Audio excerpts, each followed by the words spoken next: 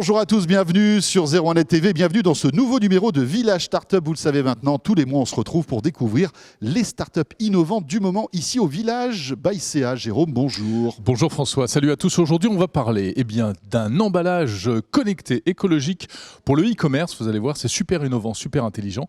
On va s'intéresser également à un distributeur d'huiles essentielles pour la maison, connecté lui aussi. Et puis à une appli qui permet de louer, acheter ou vendre des jeux de société entre voisins. Ça c'est pas mal ça, ça n'empêchera pas de te battre quand même à Monopoly.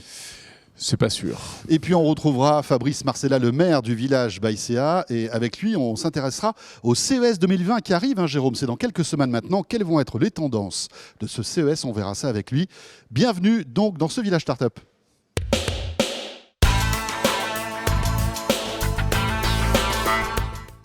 Le e-commerce, c'est super, on le sait François, sauf que commander des millions et des millions et des milliards de paquets, ça fait des milliards de cartons, c'est pas très bon pour la planète. Bonjour Stéphane Lorès. Bonjour. Bonjour. Vous avez pensé à un truc très astucieux, un paquet, comment on peut dire, recyclable, connecté, renouvelable, c'est ça? Réutilisable et connecté. Absolument. Alors, on va vous donner 6 minutes, puisque c'est le concept de ce Village Startup, un pitch en 6 minutes. C'est parti. Alors, expliquez-nous, Livin Paquet, de quoi il s'agit? Alors, d'abord, j'aimerais rappeler des chiffres, vous l'avez évoqué. Rien qu'en France, par exemple, c'est 500 millions de colis qui sont envoyés, qui transitent chaque année. Donc 500 millions d'emballages à usage unique principalement, la plupart du temps, des cartons, etc., qui voyagent et qui sont jetés. Ce chiffre est en augmentation, porté par le e-commerce principalement, 15 à 20% par an aujourd'hui. Un autre exemple de chiffre, alors plus international celui-là, hier c'était le fameux jour des célibataires en Chine. L'année dernière, en une journée, c'est 600 000 tonnes de déchets d'emballages qui ont été générés. C'est un carnage écologique, cette opération. Après, il y a sans doute certains emballages qui sont recyclés, j'imagine. Voilà, les emballages et le carton est recyclé, mais les filières commencent à être surchargées et à ne plus pouvoir tout faire. Et puis on parle des emballages extérieurs, d'expédition en carton, et puis aussi des matériaux de calage à l'intérieur, qui peuvent être des plastiques, etc., qui sont beaucoup moins recyclables. Donc aujourd'hui, nous, pour répondre à ces enjeux, on a créé The Box, que vous avez ici. C'est un emballage qu'on a créé en tant que service. C'est-à-dire qu'il va être réutilisable, il peut circuler, être réutilisable 1000 fois, et il va offrir un nombre de services très important à l'utilisateur. Donc c'est rigide mais solide, mais léger, je veux dire. Sur la partie technologie, d'abord, vous avez un écran qui est un écran électronique, donc qui va pouvoir permettre d'afficher l'étiquette d'expédition sous la forme de n'importe quel transporteur, s'adapter à n'importe quel transporteur et éviter d'avoir à coller une étiquette sur son paquet. C'est un peu l'écran qu'on a sur les liseuses, c'est ça? Absolument. Vous avez la géolocalisation, traçabilité, vous avez une détection d'ouverture. Donc il y a un GPS dedans. Oui. Et pas que, beaucoup de connectivité qui permettent ce suivi. Donc détection d'ouverture, j'en parlais, détection des chocs, prise de température, humidité, etc. etc. L'idée est de faire que votre téléphone portable, quand vous suivez votre livraison, se transforme en une vraie télécommande qui vous permet de contrôler complètement la livraison de bout en bout. Oui, c'est une vraie balise, en quelque sorte. Oui, on peut voir ça comme ça. Et beaucoup plus précise que les scans qu'on a, que les transporteurs ont aujourd'hui, à chaque étape en fait, d'expédition d'un colis. Absolument. Ça permet de mettre des points de vigilance, des points de contrôle qui sont immédiatement en temps réel redonnés à l'utilisateur via notre cloud et qui permettent d'avoir un contrôle en temps réel vraiment Mais alors, important. Comment ça marche? En tant que consommateur, je reçois mon paquet dans cette box, je ne vais pas l'acheter du coup après? Je ne la mets pas à la poubelle. Absolument. C'est pour ça que je parlais. Dommage, parce que j'imagine que ça va coûter un certain prix. C'est pour ça que je parlais d'emballage en libre circulation, en libre service. On est un peu sur le modèle du free floating ici. C'est-à-dire que typiquement, pour prendre un exemple très concret, aujourd'hui, on fait des tests avec Cdiscount. Donc les personnes qui reçoivent l'emballage de leur e-commerçant préféré vont le recevoir, prendre le contenu à l'intérieur et vont pouvoir le réutiliser ou le remettre en circulation pour qu'il serve à une autre personne. On a imaginé beaucoup de moyens de remise en circulation pour faire que le paquet... Alors, deux exemples très, très simples, par exemple. C'est la remise en circulation sous forme de consigne dans une boutique partenaire. Aujourd'hui, dans le cadre de ce test, on a, par exemple, tous les points pick-up Chronopost qui sont ouverts et les gens peuvent venir remettre la box en circulation moyennant un bon de réduction chez leur e-commerçant, etc. Et un deuxième exemple, très rapidement, ça peut être aussi une liste de partenaires qu'on est en train de développer pour que la personne, sur l'application mobile, puisse réutiliser son emballage sa box, comme un emballage classique pour revendre ses vêtements usagés. Je peux moi-même envoyer exactement, des faire objets un don, avec, en fait. revendre son portable sur les plateformes de seconde main, etc. etc. Il y a vraiment beaucoup d'exemples. Alors là, on a, j'imagine, la version, la grosse version, mais ça se décline en plusieurs tailles ou pas, cette box? Non. Pour l'instant, non. D'accord. Pour l'instant, non. C'est-à-dire que si j'en stockais 2-3 à la maison, alors elle se plie. Ça prend de la place. Elle se plie Ah oui, elle et se du plie, coup, c'est étonnant, avec ça. une box, Ouais. on a 2 tailles. Elle peut circuler avec un volume d'1 litre en format plié et puis un volume de 25 litres en format déplié. Pourquoi on a fait une seule taille? Parce qu'on ne sait pas ce que les personnes peuvent avoir besoin d'envoyer. Ouais, si je mets un Donc tube on de a rouge à lèvres, bon, Exactement. Ou On des a un pile-boutons. système. ou des pile-boutons. On a un système de calage aujourd'hui qui se fait automatiquement, quelle que soit la taille du contenu. Et on a des très bons retours de certains clients qui nous disent, par exemple, sur un emballage classique, j'ai commandé un disque dur qui est assez petit, et un emballage classique, ça se brinque-balle à l'intérieur, etc. Et avec cet emballage, il dit que l'emballage n'avait pas bougé du tout. Quel est le surcoût voilà. d'un envoi avec ce type de box? Parce que c'est ça qui va faire la différence. Exactement. En fait. Le business model est que, comme c'est un emballage en tant que service, on ne le fait pas payer. Personne ne paye la box, ni le e-commerçant, ni l'utilisateur final. N'achète la box, je veux dire. Les gens vont payer le service, comme vous payez l'utilisation d'un vélo en libre circulation. Donc vous allez payer pour l'utilisateur final 2 € en plus de vos frais d'affranchissement pour avoir ce suivi. Exactement. Donc il faut une vraie démarche volontaire. Mais vous n'avez pas, par exemple, à acheter un emballage qui puisse vous servir. C'est-à-dire que les emballages et un carton un petit peu costaud dans une agence postale, c'est à peu près les mêmes prix. Stéphane, rapidement. Il nous reste 30 secondes. Voilà. Oui. Est-ce que c'est déjà en service ou ça? Et est-ce que vous comptez vous déployer? Alors c'est en test aujourd'hui, on est en POC avec Cdiscount sur la fin d'année. Oui. On a différents partenaires aussi qui vont le tester sur le début d'année prochaine. On est invité au CES accompagné par le groupe La Poste. Et puis à partir de la fin du premier trimestre 2020, on lance la commercialisation à grande échelle. Très On bien. pourra avoir ça chez Amazon ou Alibaba un jour? On espère. J'imagine que monsieur le souhaite. Évidemment. Mais c'est vrai que c'est très sympa. Merci beaucoup. Living Packets, donc. Voilà, la petite sonnerie. C'est fini. On enchaîne, Jérôme, avec notre deuxième start-up tout de suite dans ce village start-up.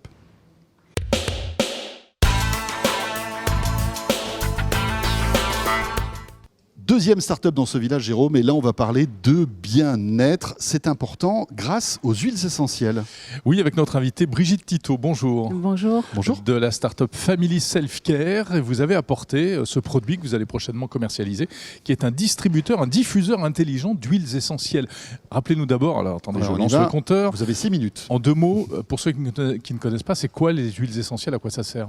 Alors les huiles essentielles, elles servent à plusieurs choses, mais ce qui nous intéresse ici, c'est quel est le rapport dans la santé.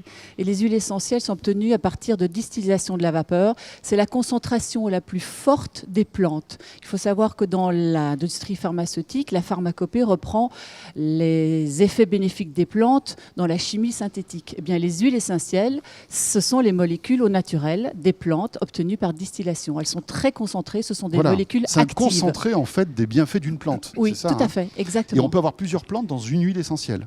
Alors, une huile essentielle, c'est une plante, Une seule. mais il y a jusqu'à 400 molécules dans une huile essentielle. Ah oui. Alors, ça peut être très bon pour la santé, mais il ne faut pas l'utiliser n'importe comment. Exactement. C'est pour ça qu'avec Family Self-Care, nous avons créé le Self-Care One, qui est ce qu'on appelle, ce que nous voulons faire, c'est l'armoire à pharmacie de la nouvelle décennie. L'armoire à pharmacie de la nouvelle décennie, c'est quoi? C'est plus Déjà, de prévention. c'est plus joli qu'une armoire à pharmacie normale. Je suis d'accord. Parce que la mienne, c'est une catastrophe. Hein. Voilà. Et l'armoire à pharmacie de la prochaine décennie, c'est de la prévention plutôt que du traitement. C'est écologique, des produits naturels. C'est personnalisé. Et c'est économique. Alors, comment ça se passe? Voilà. C'est pour répondre à quel type de besoin? Je ne sais pas, j'ai mal à la tête ou tout le monde est fatigué à la maison. C'est pour ce genre de choses? On va endormir les enfants. Alors, c'est possible ou pas? Il faut savoir que les huiles essentielles, on en a parlé tout à l'heure, elles ont un scope très large d'effets sur la santé et le bien-être. Il y a des milliers d'études qui existent. C'est pas toujours connues, mais qui montrent qu'elles fonctionnent sur le stress, sur la peau, sur la digestion. Même, il y a des études qui montrent qu'elles inhibent le développement des cellules cancéreuses. Ça fonctionne sur le virus de l'herpès, aussi sur des problèmes cardiologiques. Donc, c'est beaucoup utilisé dans les hôpitaux. Mais il suffit de la respirer pour qu'on profite des effets. Il y a beaucoup de modes d'action. Il y a beaucoup de façons d'utiliser les huiles essentielles et c'est ça le problème, c'est que tout le monde ne connaît pas. On connaît beaucoup les diffuseurs qui ont une action un peu purifiante dans l'air, mais qui parfois peuvent provoquer des allergies. Et puis qui n'ont pas forcément bonne presse parce que parfois on ne sait pas ce qui est mis dans ces diffuseurs. Exactement. Et en plus, quand vous passez dans la pièce, si vous avez un chat les chats sont souvent allergiques aux huiles essentielles, c'est pas nécessairement bon. Comme après les humains sont allergiques aux chats, on n'en sort plus. Exactement. Alors, il nous reste 3 minutes 30. Oui. Expliquez-nous ce qu'apporte votre distributeur, comment il fonctionne. Alors, le Self-Care One est là pour répondre aux problèmes récurrents qu'on a tous. Vous savez qu'il y a 3 personnes sur 10 dans le monde qui ont des problèmes de stress récurrents, des problèmes de peau, des problèmes de digestion, des problèmes de sommeil, une personne sur 2, et on n'a pas le temps. Le problème, c'est qu'on n'a pas le temps. On ne va pas révolutionner les huiles essentielles.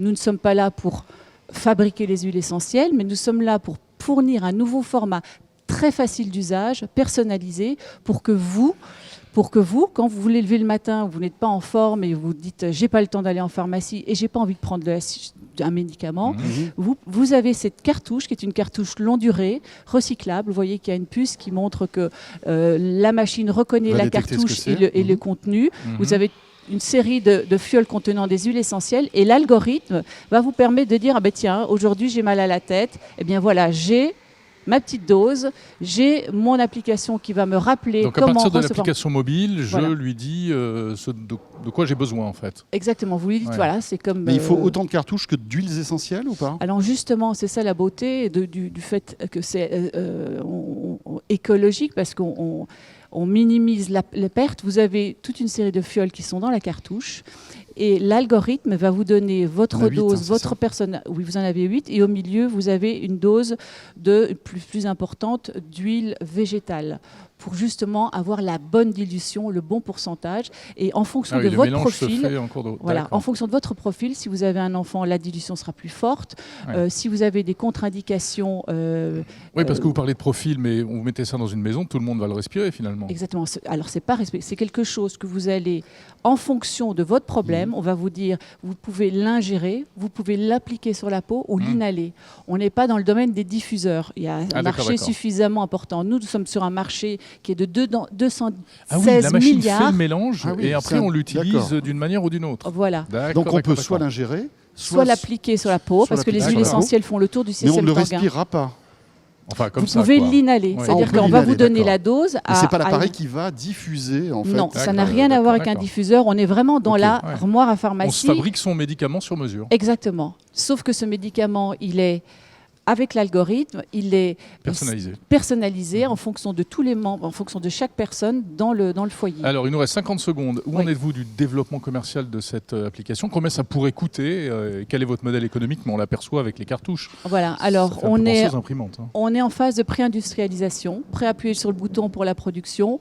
Mais évidemment, on cherche à lever des fonds pour pouvoir financer cette première série. Donc, on va lancer une campagne de crowdfunding très prochainement.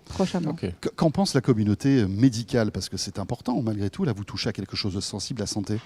Alors ça n'a pas pour vocation de remplacer le médecin. Vous savez qu'il y a la désertification des médecins dans les... C'est plus du bien-être, on est d'accord? On est dans la prévention. La prévention, c'est quoi? C'est j'ai commencé à avoir un petit problème d'immunité, je me sens pas très bien. Il n'y a pas de raison de subir ça. Il n'y a pas de raison de se dire je vais au boulot, je suis crevé, j'ai pas eu le temps de faire quoi que ce soit. J'ai une réponse immédiate. 3 secondes. Vous avez une idée du prix? Ça pourrait coûter Oui, on combien? a une idée du prix. Ça va être 225 €. Mais notre objectif, c'est de vendre des cartouches et de faciliter l'accès à cette machine parce qu'à long terme, ce sont des économies. Brigitte Tito, merci beaucoup. Voilà, Family Self Care.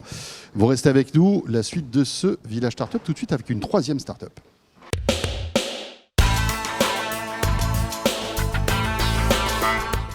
Dans un instant, le maire du village Baïséa sera avec nous. Fabrice Marcella, avec lui, on évoquera les tendances du CES 2020 qui approchent, Jérôme.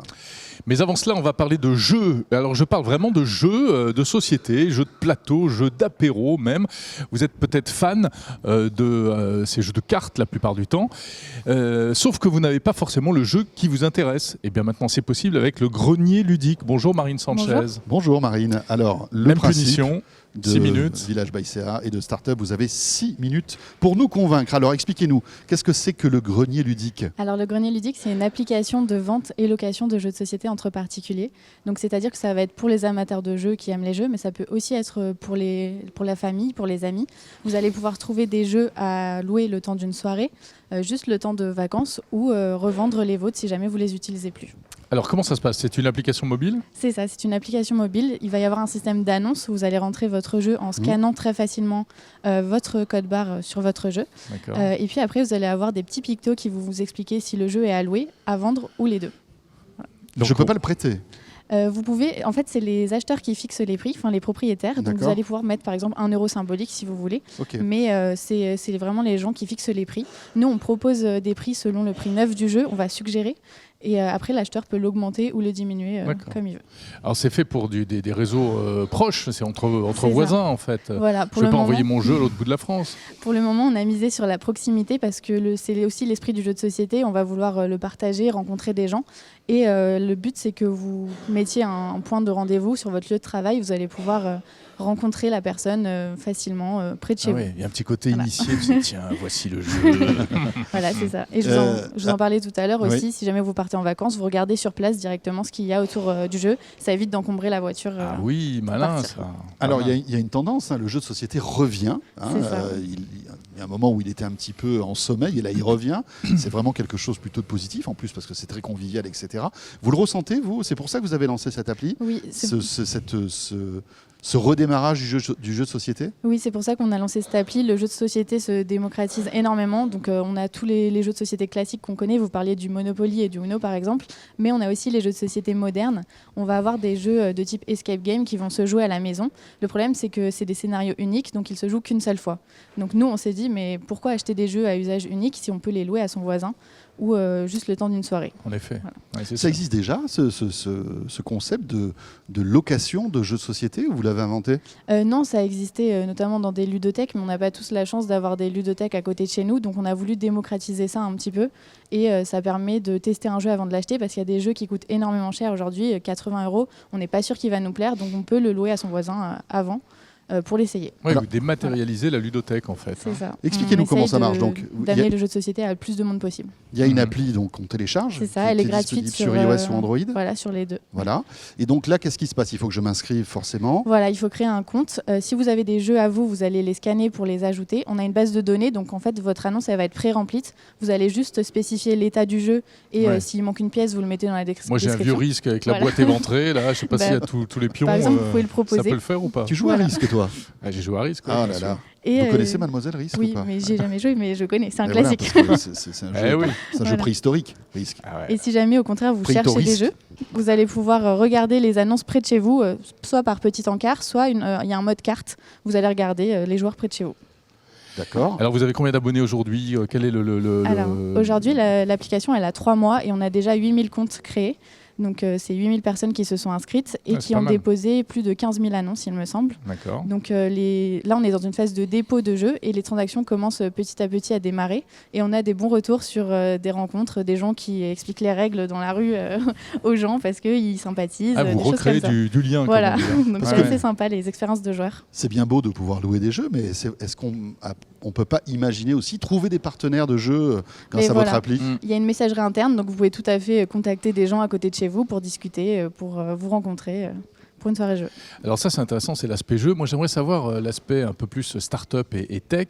Quand on veut développer comme ça une application de ce genre, on fait quoi? Vous avez pris des choses sur étagère? Vous avez des ingénieurs qui ont tout développé from scratch? Comment ça se passe? On est 2 fondateurs de cette application. On y a réfléchi dans notre coin et ça partait de constats simples, de freins d'utilisateurs. On n'avait plus de place chez nous.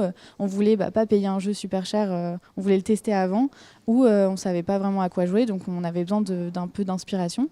Et on a contacté un développeur pour nous aider à mener ce projet à bien. Donc on travaille ponctuellement avec différents développeurs pour l'améliorer. Et quel est votre modèle économique alors? Alors le modèle économique, c'est une commission sur les transactions. Et on a également un prestataire de paiement qui va tout sécuriser pour proposer des cautions pour la location, parce qu'on n'a pas envie que nos affaires soient abîmées quand on les retrouve. Donc il gère vraiment toute cette partie argent c'est un prestataire extérieur. Un tiers de confiance. Et pour qu'on ait un exemple, je veux louer un jeu sympa pour la soirée, par exemple, ça peut me coûter combien? Alors du coup, comme je vous disais tout à l'heure, c'est les gens qui fixent les prix, mais en général, ça tourne autour de 5 € pour une semaine.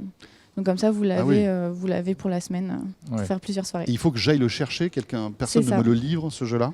Pour le moment, non. Après, il y a toujours des évolutions possibles, mais pour le moment, c'est vraiment pour se faire rencontrer les gens et recréer du lien autour du jeu de société. Il faut le rendre après, il faut jouer le jeu, pas comme les livres de bibliothèque.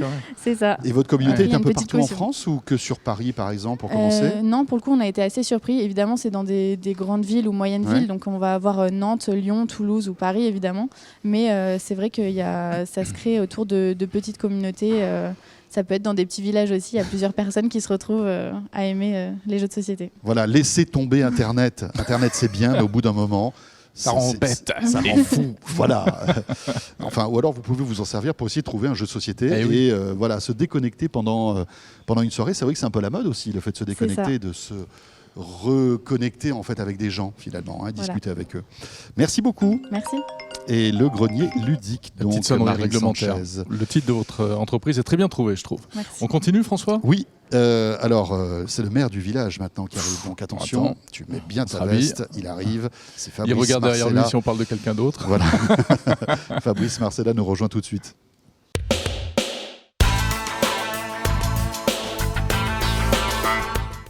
Bon, Jérôme, est-ce que tu es prêt pour le CES 2020? Tu as commandé ton billet d'avion, ta chambre d'hôtel, tout ça, c'est bon? Ça va? Parce qu'en général, tu es un peu en retard. C'est pour ça. Je suis encore en retard cette année. C'est pour ça que je te pose la question. On va se plonger dans ce CES 2020. Du côté des startups, avec Fabrice Marcella, qui nous a rejoint, le maire du village Baïséa. Bonjour Fabrice. Bonjour François, bonjour Jérôme. Bonjour Fabrice. On parle souvent, j'ai l'impression, du CES parce que c'est l'événement startup de l'année.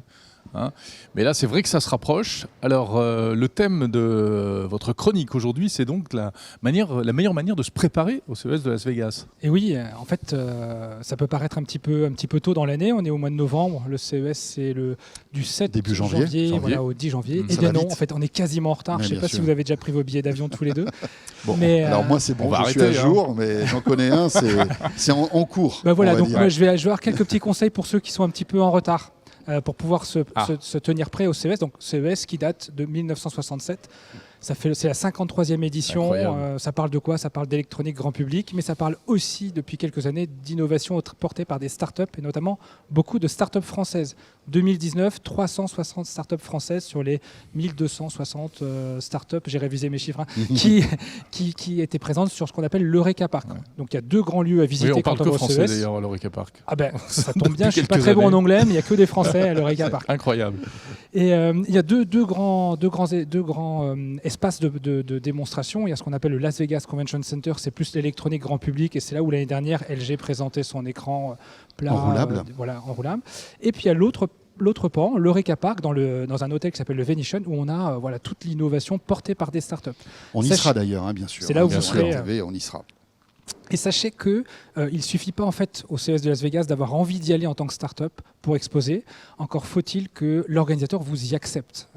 Donc les jeux sont quasiment faits. Il faut montrer patte blanche. Il faut montrer patte blanche. Il faut être une start-up qui propose un produit qui n'a pas encore été commercialisé et qui sera commercialisé dans les 3 ans au plus tard après son passage sur le CES. Plutôt électronique à destination du grand public, mais on voit que le CES se transforme aussi en B2B, c'est-à-dire s'adressant aussi à des professionnels. Cela dit, ces portes d'entrée, ces clés d'entrée sont plutôt positives parce que ça permet quand même d'avoir une espèce d'originalité chaque année. De brasser, en tout cas de faire tourner et d'éviter de voir toujours les mêmes startups présentes. Bien sûr. Alors, pour s'y préparer, le mieux, c'est de rejoindre une délégation pour y aller. Évitez, quand vous êtes une startup, d'y aller seul. 1, ça coûte très cher. Et 2, vous n'allez pas profiter pleinement de tout ce qui vous est mis à disposition. Et ensuite, pensez à partir au moins à 3. à 3 parce que on voit bien le CES, c'est un moment extrêmement fort. Il y a énormément de contacts. Il faut pouvoir aussi prendre le temps de se reposer. Pas beaucoup. Il faut tenir la cadence. Il faut tenir la cadence. Ouais. Ouais. Et donc partez-y, reposez déjà. Ouais.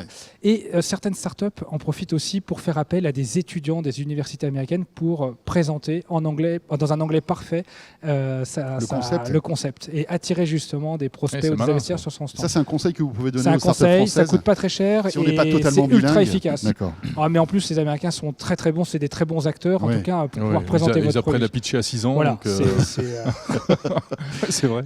pensez à réserver vos hôtels. Il y a des très bons plans avec le Treasure Island qui vous propose des prix défiant toute concurrence quand on est une startup. Et pensez aussi à un truc, et je viendrai tout de suite aux tendances après, pensez à votre ESTA qui est le papier, en tout cas la procédure administrative à faire pour pouvoir vous rendre aux États-Unis. C'est arrivé déjà plusieurs fois d'avoir des startups qui ont oublié de le faire et qui n'ont pas pu prendre les avions dans les temps, n'étant pas Oui, autorisés. parce que si on n'a pas notre ESTA, Vous ne pouvez pas aller aux États-Unis. on Ça peut remplace pas le arriver visa aux en fait, US, hein. voilà, Et c'est vous ne ça. pouvez pas le faire à moins de 72 heures avant de partir. Donc il Voilà. faut le faire maintenant. Mhm. Alors, ceci étant dit, on commence déjà à dégager quelques tendances.